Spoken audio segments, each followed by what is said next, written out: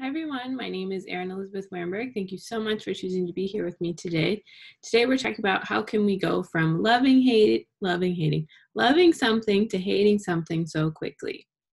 So this is something that you can experience with a relationship, with a new habit that you're putting. So maybe eating healthy, maybe working out, maybe, waking up early. So just something where you have this new thing in your life and you feel so excited and you love it so much and it's so amazing and it's the best thing ever. And then you hate it with a passion and you wish it was never brought anywhere near you. Okay, so first I just want to say this is normal if you've experienced this. I've experienced this in my life. And basically what's happening with this is subconsciously or consciously, or a little bit of both, we've decided that that thing is our savior. We've decided that that thing, once it's in our life, it's going to be like magic and it's just going to come and it's just going to take away any of the work we might have to do ourselves in order to continue to but just stay with self-love, self-improvement, continuing to be a better person, continuing to grow and change. So consciously or subconsciously, we've decided that once we have that thing, that everything will just magically be better no matter what. So this is related to my video I made on when I have a case of the when I haves, which I'll put that as linked below.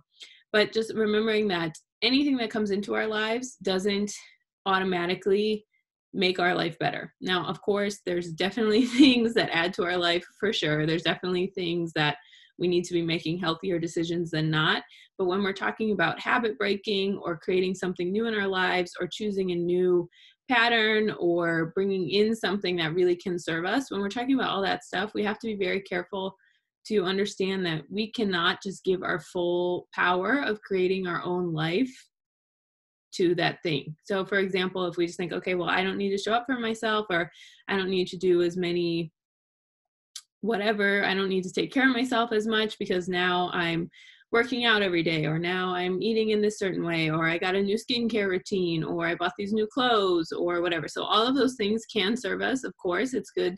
There is a healthy level of vanity. There is a healthy level of taking care of ourselves, of investing in ourselves, of choosing relationships, of choosing jobs that are for us and do actually bring us to our higher good. Like that's definitely real.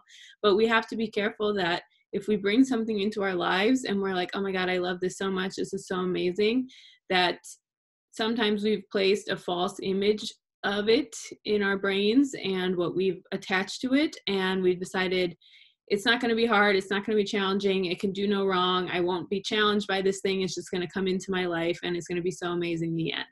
And usually if we have hopes like that, that can come from people who maybe have trauma or, grew up in a home where if you have a lot of codependent or enmeshment energy, even if you don't, this can apply to you, but especially for these people, if we grew up in a home or a place where, it was just waiting for the next big thing to come, this promise of this thing outside of us is going to come and suddenly everything's going to be better. If we have that pattern engraved in us, then we can continue that cycle as we continue to grow older until we get clear about the ways that we're doing it and the ways that we no longer want to be doing that.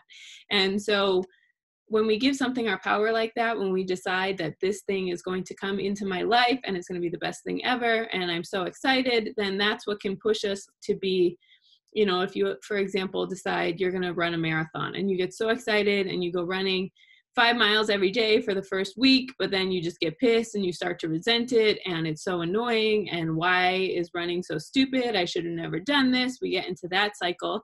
It's because we have thought, okay, if I just start running, then I'm just magically going to feel better and all this other shit that I have to deal with that's inside my energy field that I'm working on integrating with my relationship with myself, that I'm working on thinking about within myself, all that is just going to go away. And I suddenly won't have to deal with it because now I'm running 5 miles a day every day. Or again, whatever the thing is for you. And we have to understand that those things are important, like having a practice, a running practice, a spiritual practice, a walking practice, a yoga practice, so anything like that that works for you is very important and can definitely, of course, obviously add to your energy and add to who you are and all that stuff. But when we think that all of that stuff, if we just do that, then we won't have any internal conflict to work with or anything inside of us that we have to work through and release, or anything that won't challenge us, then that's where we can suddenly hate it and start to resent it, because we've just decided I'm going to do this thing and I'm going to automatically feel better without doing anything else. But the truth is, there's many things that we have to choose, as like spiritual hygiene, as emotional hygiene, just like we have physical hygiene, right? You need to shower, you need to brush your teeth. There are things that, for example, praying or meditating or sound healing or yoga or, whatever it is that looks like you, we have to do those things in order to maintain our spiritual hygiene. But sometimes if we go from this place of loving something to hating something, we think, okay, I don't need to do any upkeep or put any of the focus on myself. All the focus is now on this external thing that's just going to be in my life, and my life is suddenly amazing and the best, and I don't have to do anything ever, and the end. And so obviously, of course, this is where we can get resentful, because no amount of anything outside of us coming into our life or suddenly being part of our life, our habits we choose, it's us choosing to love ourselves and doing those things because we know that they serve us.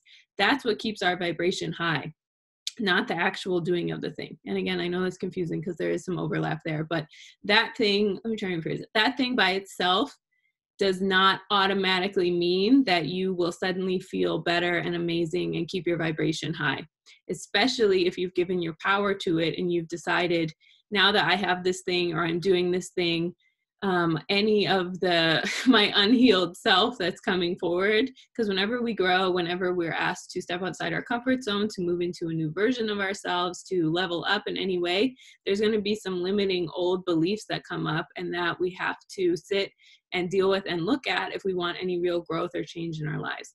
And so if we continue to sit there and just be like, okay, this thing came, so now I'm ready to go and I can just do it and everything's fine, then obviously, of course, we're going to get resentful of it, and we're going to get triggered because, wow, I still have to do some internal work and some healing shit, even though I thought I had this thing, so I was off the hook.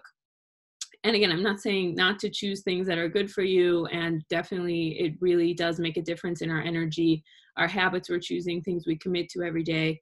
All that is very important. But again, it's not the end all be all of, I just suddenly have this thing in my life and I love it so much and it's coming to save me and it's coming to emotionally regulate me and it's coming to make all these decisions in my life. And now I won't have these other problems or these other things that I've just been ignoring, because now I have this thing in my life that's like my savior of everything.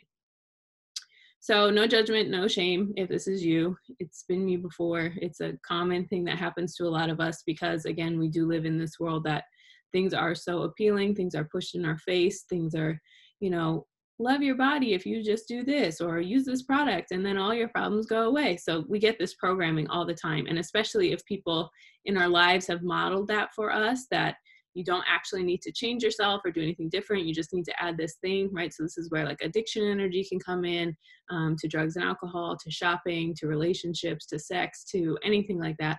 So if that's been modeled for us, then of course this is just a way that we're going to think we need to act or think that is part of our reality.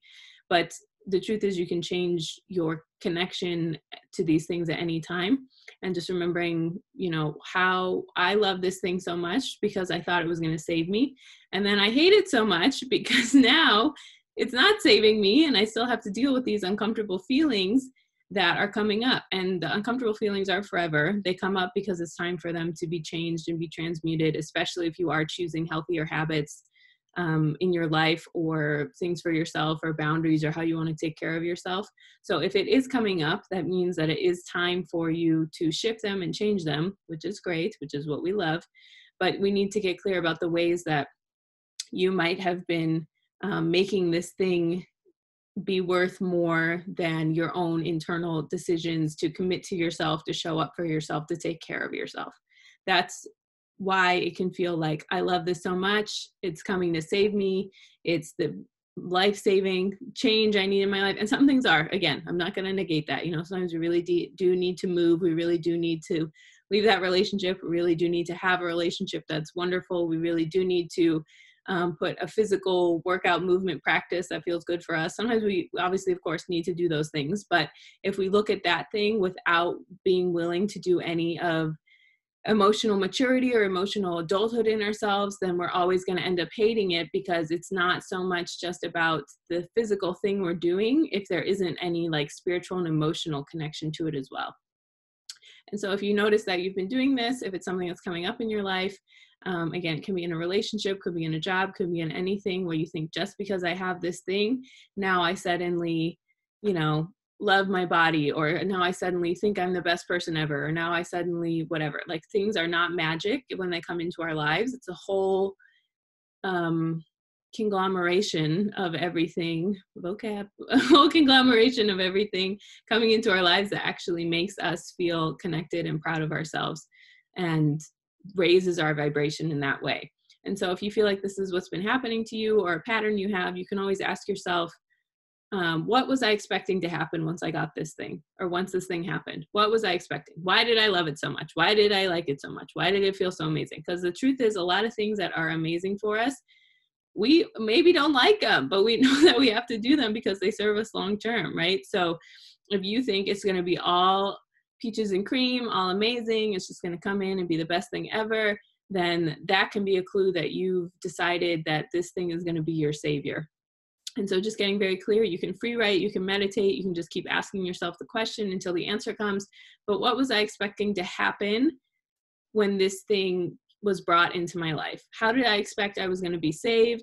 How did I expect I wouldn't have to show up for myself? Or this pattern that I know I've had for 5, 6, 7, 8 years suddenly was just not going to be my pattern anymore. And again, this isn't like gloom and doom, you're not hopeless, but it is just about being honest about the ways that we've expected these things outside of us to show up for us and to mean more and be more powerful in our own energy than the choices we're making for ourselves each and every day, including how we're choosing to think about ourselves, how we're choosing to listen to ourselves, how we're choosing to listen to our intuition to build our connection with God, and just getting very clear about the ways that we may or may not be showing up in that way for ourselves, and really looking at, what was I expecting when I asked this thing to come in and save me, or why is this suddenly the best thing ever? Okay. I hope this video served you. If you ever want any information about me, about how to work with me one-on-one, or if you ever want to purchase my books, all that information is linked in the description box below. Thank you so much for sticking with me, and I hope you have a wonderful day.